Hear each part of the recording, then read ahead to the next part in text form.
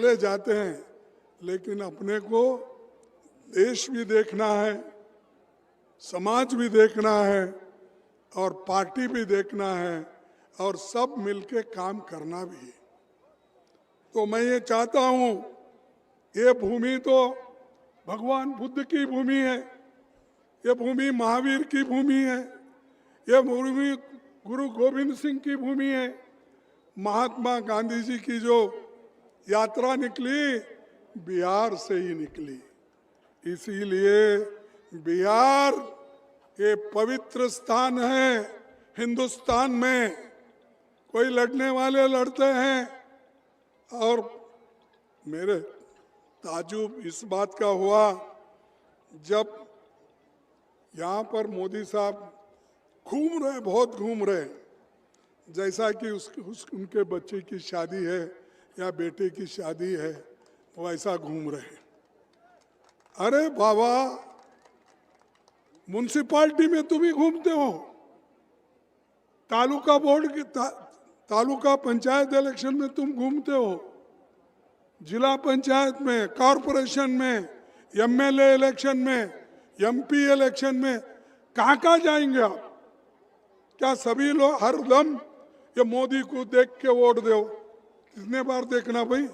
Municipality में तुम्हारी सूरत देखी, कॉरपोरेशन में तुम्हारी सूरत देखी, एमएलए में तुम्हारी सूरत देखी, एमपी इलेक्शन में तुम्हारी, फिर भी मेरी सूरत देख के मुझे दो। तुम्हारी सूरत तो रोज टीवी में देखते ही है, तुम्हारी 56 इंच की छाती भी हम उसी में देखते हैं। लेकिन यही मोदी साहब गरीब के तरफ नहीं देखे, सिर्फ उनके दिमाग में चुनाव चुनाव चुनाव चुनाव ही है। या तो चुनाव के दिन सब जगह फिरते हैं, या तो बाहर घूमते रहते हैं, विदेशों में घूमते हैं। कोई ऐसा प्राइम मिनिस्टर विदेश में इतना घूमा मैं नहीं देखा। मेरे को अब, मैं 13 बार इलेक्शन जीता हूं, मैं कोई इलेक्शन हारा नहीं। 1972 से लेकर अब तक मैं जिंदा हूं। 19 में इन्होंने बहुत कुतंत्र किया, खैर सोनिया गांधी जी के आशीर्वाद से फिर मैं उठ के खड़ा हुआ। आज मैं फिर अपोजिशन पार्टी का लीडर राज्यसभा में हूं, कांग्रेस अध्यक्ष राज्यसभा में हूं। क्यों ये बातें बोल रहा हूं? अरे हिम्मत रखना, ये लड़ना है हमको, भागना नहीं है। अगर आप भागेंगे, लोग तो तैयार है आपको भगाने के लिए। लड़ो, लड़ते रहो, और लड़े तो ही आपको कुछ मिलने वाला है। इसीलिए बाबा साहब अंबेडकर ने कहा, पढ़ो, विद्या हासिल करो और संघर्ष करते रहो। एजुकेट, ऑर्गेनाइज, एजिटेट, ये 3 बातें उन्होंने बोली, वो ध्यान में रखो, बाकी का कुछ नहीं है।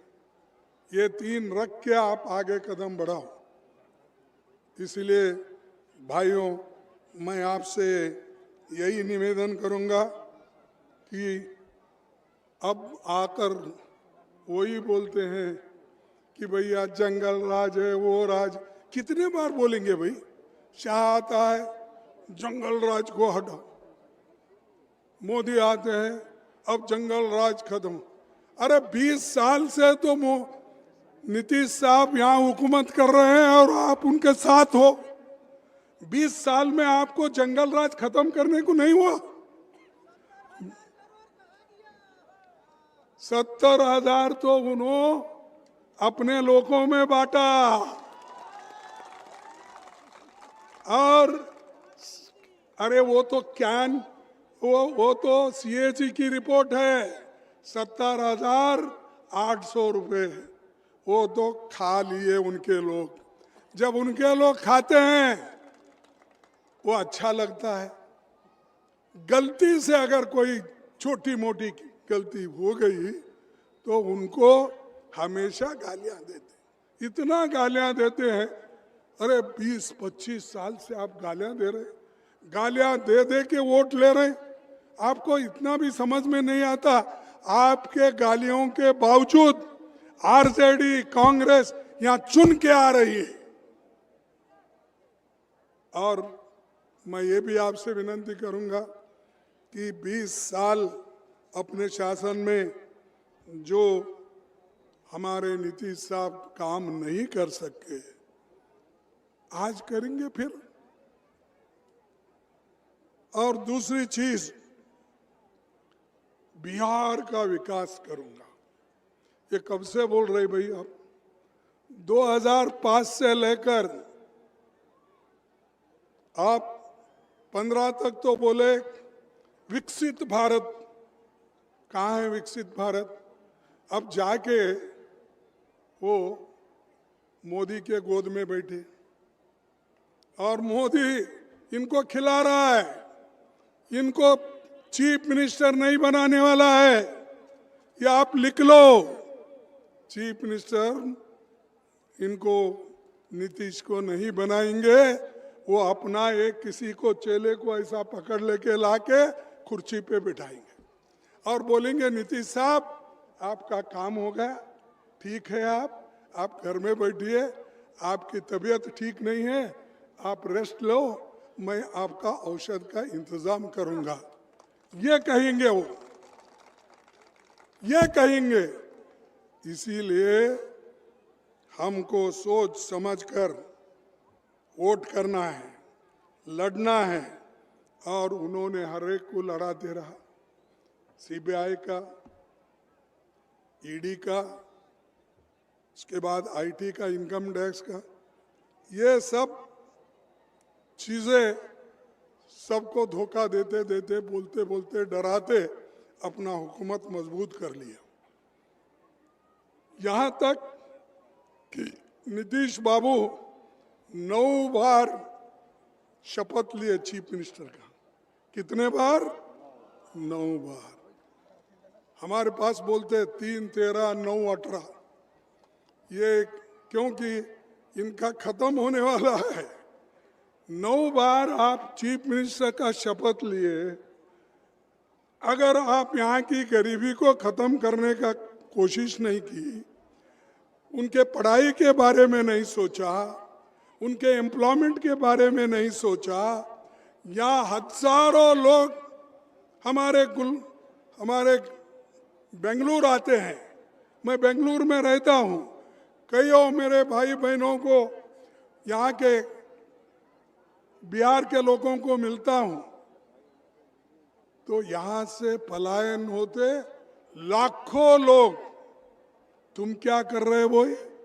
मैं 9 बार चीफ मिनिस्टर बना, मैं आपकी हिफाजत करने।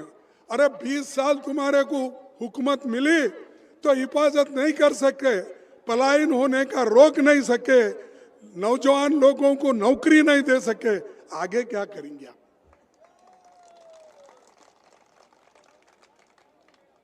भाइयों, मैं सबसे, मेरी पार्टी सबके लिए है, एससी के लिए, एसटी के लिए है, ओबीसी के लिए है, अपर कास्ट के लिए है, सबके लिए है। क्योंकि हम संविधान में जो बाबा साहब अम्बेडकर ने दिया है वो सब कुछ हम सबको बांटना चाहते हैं। हम किसी एक के घर में रखना नहीं चाहते, वो सबको देना चाहते हैं। और वो एक काम कांग्रेस ही कर सकती, कोई और पार्टी नहीं कर सकती। इसीलिए पंडित जवाहरलाल नेहरू जी बहुत बड़ा योगदान इस देश को दिया, सबको दिया। लेकिन जिसके पास अब हुकूमत आई, मोदी साहब 13.5 साल गुजरात में चीफ मिनिस्टर रहे, अब 12 साल से प्रधानमंत्री बन के रहे। जो आदमी अपने गुजरात को सुधार नहीं सकता, जो आदमी 20 साल से यहाँ हुकूमत में है, वो बिहार को सुधार नहीं सकता। फिर ऐसे आदमी को फिर आप टेस्ट करके अपना वोट देंगे? आपको कोई भी आके कहने दो, आप यही कहना चाहिए कि हम मिसेस दास को वोट देंगे, हाथ को वोट देंगे। क्योंकि चंद लोग यहाँ वहाँ खुसफुस करते हैं, हम तुम एक है भाई, उसूलों से एक है। जब व्यक्ति का परिचय होता है, जब व्यक्ति के काम का परिचय होता है, जब व्यक्ति के लिए वोट डालने का है, वो तो आपके सामने खड़ी है। और जो काम करने वालों को और पूछने वाले लोग हैं, कांग्रेस पार्टी उनको पूछती है क्यों काम नहीं किए। राहुल गांधी जी पूछते हैं, सोनिया गांधी जी पूछते हैं कि पार्टी के लिए काम करो, हमारे कार्यक्रम के लिए काम करो। गरीबों के लिए सोनिया गांधी ने बहुत से कार्यक्रम दिए। इंदिरा गांधी ने तो इतना काम दिया, 10 पॉइंट प्रोग्राम दिया, 20 पॉइंट प्रोग्राम दिया। जब यहाँ पर शेड्यूल कास्ट के ऊपर अत्याचार हुआ था, इमरजेंसी के पहले, उस वक्त उन्होंने हाथी पे चढ़ के उस गांव को गए थे, बेलची। अरे ऐसे लोग त्यागी हमारे पास है। इस देश के लिए गांधी जी गोलियां खाए, मर चुके, उसको मारने वाले कौन? मारने वाले यही लोग, आरएसएस के लोग, बीजेपी के प्रोत्साहन से। मैं नहीं बोल रहा हूं, ये तो वल्लभ भाई पटेल ने अपने भाषण में कहा है कि गांधी जी के मौत के लिए कौन जिम्मेदार है? तो जन भड़काऊ लोग जिम्मेदार है। इसीलिए उन्होंने आरएसएस को बैन किया था। भाइयों, एक गिलास। भाइयों, मैं इसीलिए आपको ये कह रहा हूं कि हमको लड़ना है, और खास करके जो महिला काम करते आ रही है उसको आप सम्मान देकर चुन के लाइए।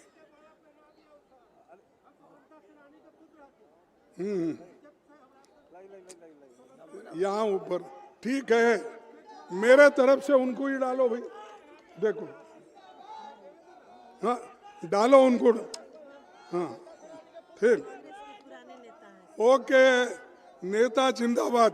चलो, और देश की चिंता, मोदी जी को देश की चिंता नहीं है। आज हमारी हालत क्या है? इस देश के 5% लोग, उनके पास 60%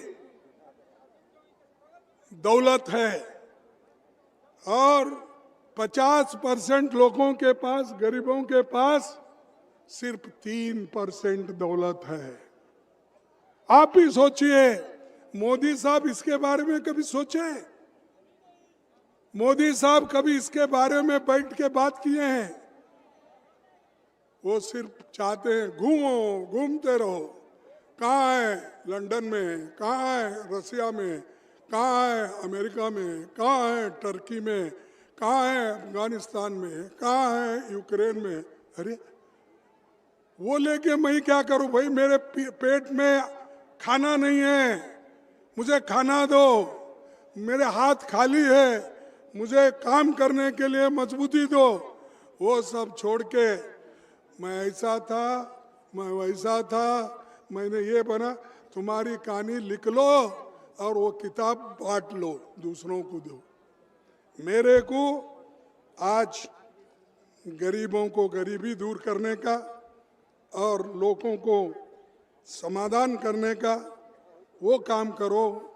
नहीं, आपने एक तरफ तो लॉकडाउन किया, नोटबंदी की, ये सब खराब, देश पूरा खराब करके रखे हैं। उसके अलावा आपने अब हिंदुस्तान में 50 लाख गवर्नमेंट की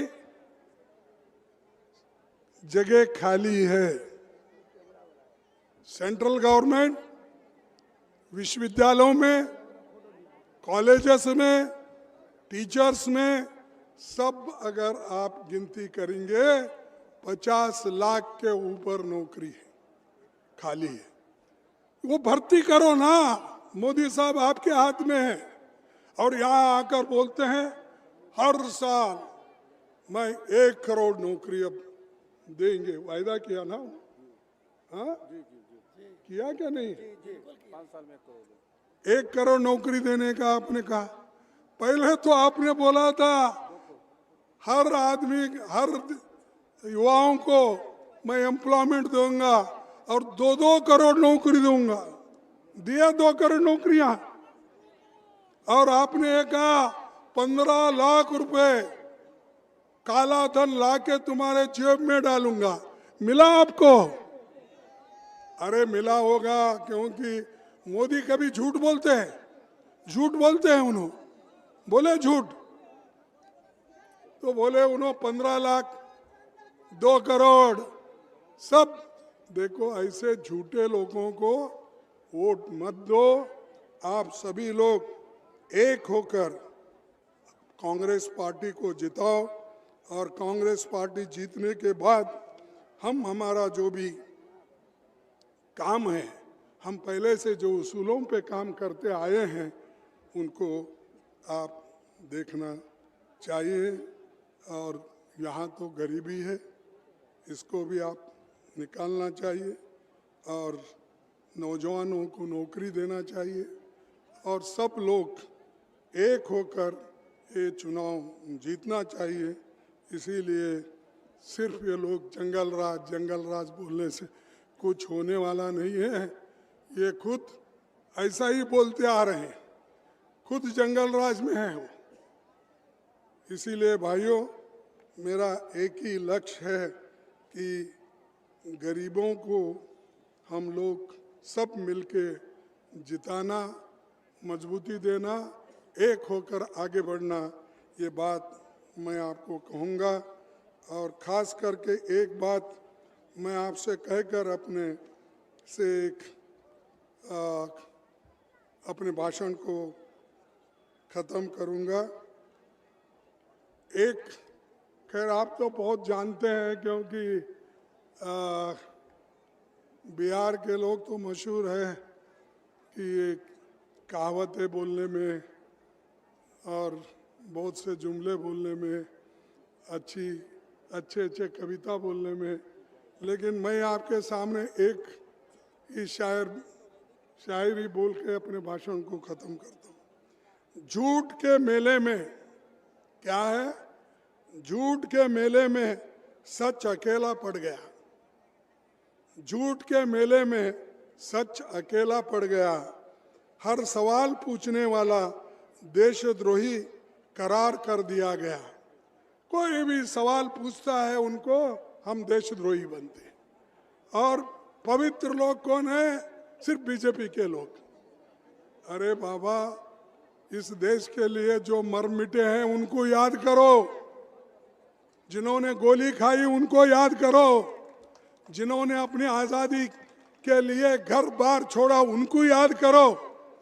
वो सब छोड़ के हर जगह हमारे संविधान को कमज़ोर करने का और लोकतंत्र को, बुनियाद को कमज़ोर करने का काम आप कर रहे हैं। इसीलिए ये छोड़ो और लोगों के साथ काम करके आगे बढ़ो। हम इतना ही कहेंगे कि कांग्रेस को वोट दो। कांग्रेस का निशान, अरे भाई हाथ तो उठाओ। कांग्रेस का निशान, कांग्रेस का निशान, ये पंजा ही आपको मजबूत करना पड़े। झंडा पकड़ना है तो हाथ होना। आप कोई चीज पकड़ना है तो झंडा होना। इसीलिए आप सबको जरूरी है। ये हमारा दुर्भाग्य है कि कैंडिडेट्स गठबंधन में ही दो हो गए हैं, लेकिन मैं आपको ये कहना चाहता हूं, मैं आपको ये कहना चाहता हूं, देश को अगर आगे बढ़ाना है, चुनाव जीतना है, तो आप कांग्रेस पार्टी के उम्मीदवार को हाथ के निशान को वोट देकर जिताइए। ये इसलिए जरूरी है, अगर कांग्रेस पार्टी ज्यादा से ज्यादा वोट से नहीं जीतेगी तो इसका नुकसान गठबंधन को होगा और बीजेपी को इसका फायदा होगा। मैं इसलिए आपसे अपील करने आया हूं। हालांकि यहाँ पर जो आना था उससे पहले मैंने देखा समाचार मिला कि लोग ज्यादा नहीं है, तो ये कैंसिल करना किसी ने कहा। तो मैंने कहा देखो भाई, मेरी आदत है, मैं बचपन से लड़ते हुए आया हूँ, और एक रहे तो भी लड़ूंगा, 10 रहे तो भी लड़ूंगा, 10 लाख लोग रहे तो भी लड़ूंगा। मैं ऐसे एक कुटुंब से आया हूं जो निजाम के राज में एक छोटी सी उनकी पार्टी थी, रज़ाकार के लोग थे। मैं उनको दोष नहीं देना चाहता हूं, लेकिन एक मुहिम था, उस मुहिम में हमारा घर जला दी, और उस घर में मेरी माँ मर गई, मेरा भाई मर गया, मेरी बहन मर गई, मेरी चाचा मर गए। सिर्फ मेरे कुटुंब में सिर्फ दो लोग बचे। एक मेरे पिताजी जो खेत में काम कर रहे थे, और एक मैं ऐसा झाड़ के नीचे खेल रहा था। तो हमने घर चलने के बाद और बर्बाद होने के बाद घूमते रहे। हमारे चाचा एक मिलिट्री में थे, पूना में, खड़खड़ी में। तो हमने ये सोचा कि हमारा चाचा के पास जाएंगे, लेकिन आजादी के वक्त हमारे चाचा वॉलंटरी रिटायरमेंट लेके वो गुलबर्गा चले गए। हम दूसरे गाड़ी से पुनः पहुंच गए, तो वहां वो नहीं थे। तो हम परेशान हो गए। घर में माँ नहीं, बहन नहीं, चाचा नहीं, भाई नहीं, कोई नहीं। इस स्थिति में जाना कहाँ। हम गुलबर्गा गए। गुलबर्गा में एक टेक्सटाइल मिल थी। तब बहुत दिन के बाद हमारे पिताजी को वहाँ नौकरी मिली। हम वहाँ बसे। उस वक्त मैं सिर्फ 7 साल का बच्चा था, और मेरे दिमाग में कभी आता था, जब राखी आती थी, किसी बहन ने अपने भाई को राखी बनती थी, वो देख कर मुझे दुख होता था। कोई लोग बोलते थे ये मेरा चाचा है, उसका याद आते थे, मेरे को आंखों में पानी आता था। कोई कहते थे कि भाई ये तुम्हारे गांव के लोग आए हैं तुमको मिलने, लेकिन मैं किसी को पहचानता नहीं था, क्योंकि मैं बचपन में ही गांव छोड़ा था। मेरे घर जल के उस पूरा टुकड़े हो गए थे, वहाँ जा नहीं सकते थे। तो ऐसा गांव फिर के आखिरी वर्ग में मैं हमारे पिताजी ने बचाया और मिल में नौकरी करते हुए वहां पर मैं पढ़ा, फिर ग्रेजुएट भी बना, वकालत की डिग्री भी लिया, फिर मैंने स्टूडेंट यूनियन में भी काम किया, खुद पे पल पर और लड़ा। मैं स्टूडेंट यूनियन का लीडर बना। उसके बाद जिस मिल में मेरे पिताजी काम करते थे, उस मिल में मैंने एक यूनियन बनाया और उस यूनियन को मैंने लीडर बन के मैं मेरे बलबूते पे जीता।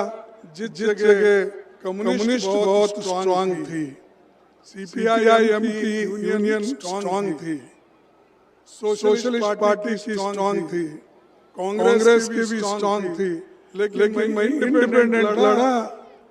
वहां पर यूनियन बना के जीत के आया। सब लोग मेरे पीछे आने शुरू हो गए।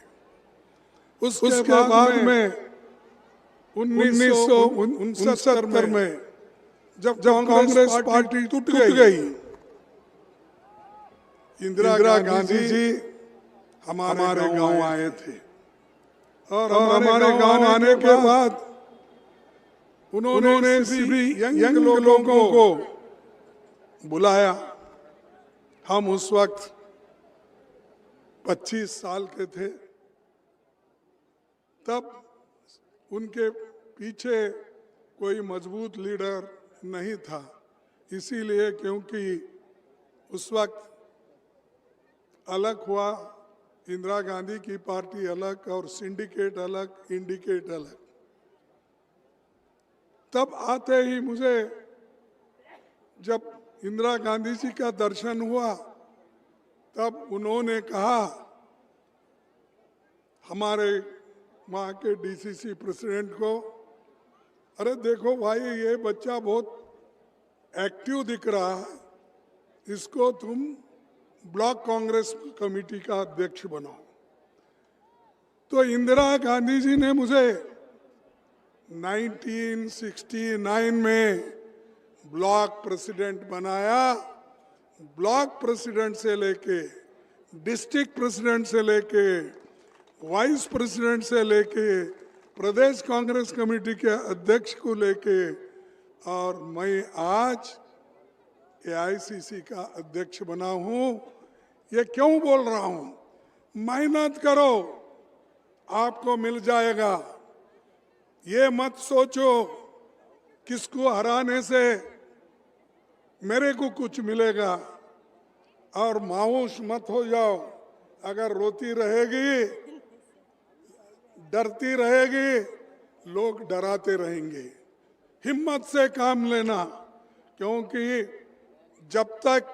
क्योंकि आजकल शेड्यूल कास्ट को तो हर लोग डराते हैं, हर जगह डराते हैं।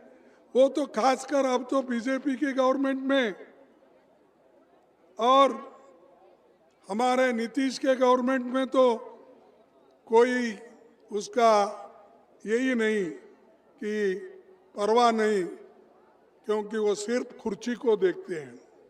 कुर्सी के लालच में वो सोशलिस्ट पार्टी को भूल गए, कर्पूरी ठाकुर को भूल गए, लोहिया को भूल गए। कुर्सी पकड़े, उसी के ऊपर बैठे हैं, उसी को छोड़ना नहीं चाहते। कहाँ है उनके दिमाग में गरीब लोग? कहाँ है उनके दिमाग में पिछड़े लोग, अति पिछड़े लोग? अगर आपके दिमाग में वो होता तो आप बीजेपी के साथ कभी नहीं जाते थे। जो बीजेपी मनुस्मृति पे विश्वास रखती है, जातीयता पे विश्वास रखती है, महिलाओं को कुचल देती है, महिला के हकूक को छीन लेती है और कमजोर तबके के लोगों को दबाती है, वो पार्टी में आप जाकर उनको मदद करते आप। पैदाइश से तो सोशलिस्ट बोले, अब आपको जो कुर्सी की लालच लगी तो सबको भूल गए। तो इसीलिए होशियार रहना जरूरी है। आप गरीब हो सकते हो, लेकिन अपने स्वाभिमान को मत भूलना। स्वाभिमान को अगर भूलेंगे खत्म हो जाएंगे। और बाबा साहब अंबेडकर ने यह कहा है कि डेमोक्रेसी में, लोकतंत्र में हम लोग डेमोक्रेसी को लेके चलना है